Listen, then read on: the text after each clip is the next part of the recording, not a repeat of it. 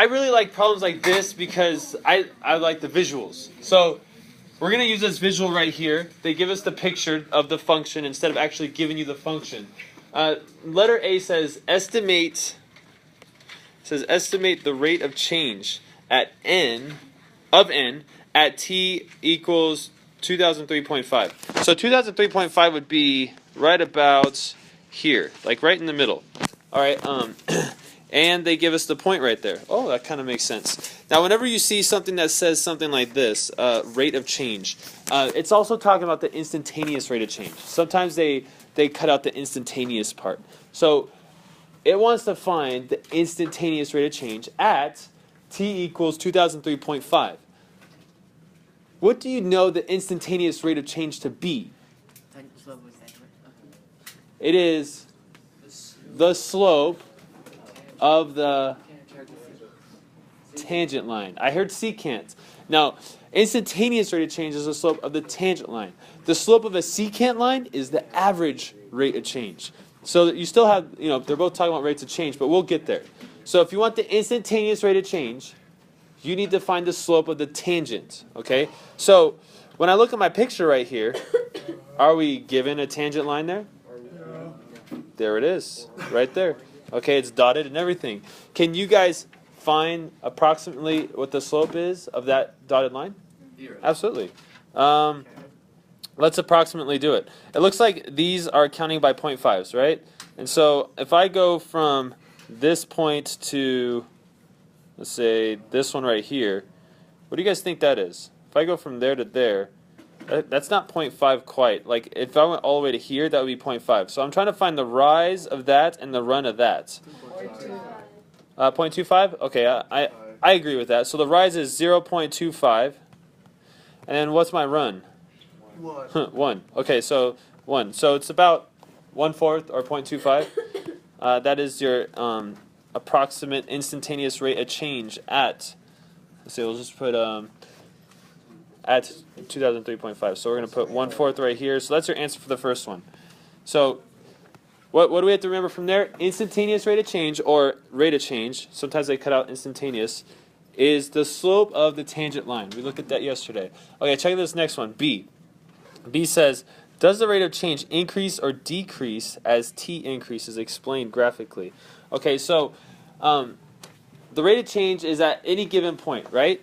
So like if I picked another point, like let's say for 2002, we'll get rid of you right there. So for 2002, we have a point right there. If I were to draw a tangent line, that would be kind of like that, right? Now, which tangent line? The old tangent line? Oops. The old tangent line or the new tangent line is steeper? The purple or the black? Which one's steeper? The purple is steeper. And so, and is the black one happening before or after the purple one? After. Okay, if I get rid of all this stuff, as you are picking points and you're going along this line right here, what is happening to your tangent line? Is your tangent line like getting bigger? Or, I'm sorry, is the slope of your tangent line getting bigger or is it getting smaller? Smaller. Okay, because like if I drew a line right here, and then I drew a line right here, and then I drew a line right here, like as I'm going and drawing tangent lines across my curve, the slope continues to get smaller and smaller. And so is it increasing or decreasing? It is decreasing. So it's decreasing as it increases. Let R be the average rate of change over this interval. Okay? Average rate of change. We need to talk about this because some of you guys are confusing it. Compute R. So if that's my interval, that interval is going from 2001, which is right here, to 2005. And so it's going from this point to this point. So this is your interval. It's going from that point to that point. This is the secant line. Oops.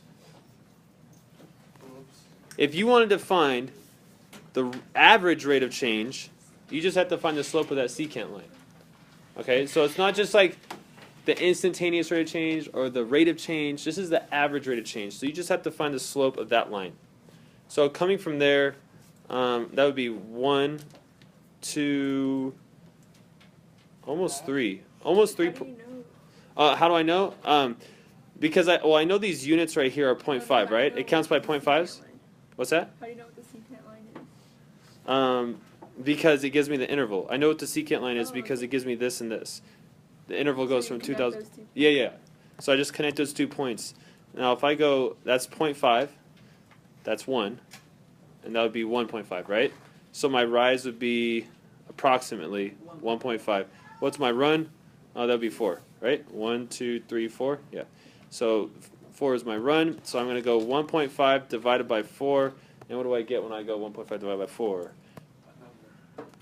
A number. All right, 0.375. 0.375. Okay, we do like fractions, but sometimes we like decimals too. It depends on the situation here. Okay, last one, D. D says, is the rate of change at t equals 2002 greater than or less than the average rate? So the average rate is what we just found, right? Okay,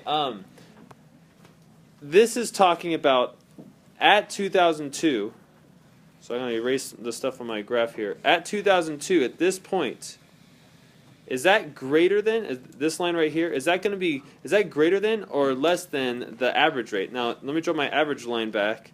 This is my average line. Which one is greater, the purple or the green? The purple. Okay, and what I'm asking is, which one has the greater slope? And the greater slope is the purple one, right? So, is the rate of change at this point greater than or less than? Well, it's greater than. Okay, so we're talking about slopes. Whenever we talk about rate of change, we're talking about slopes. Okay?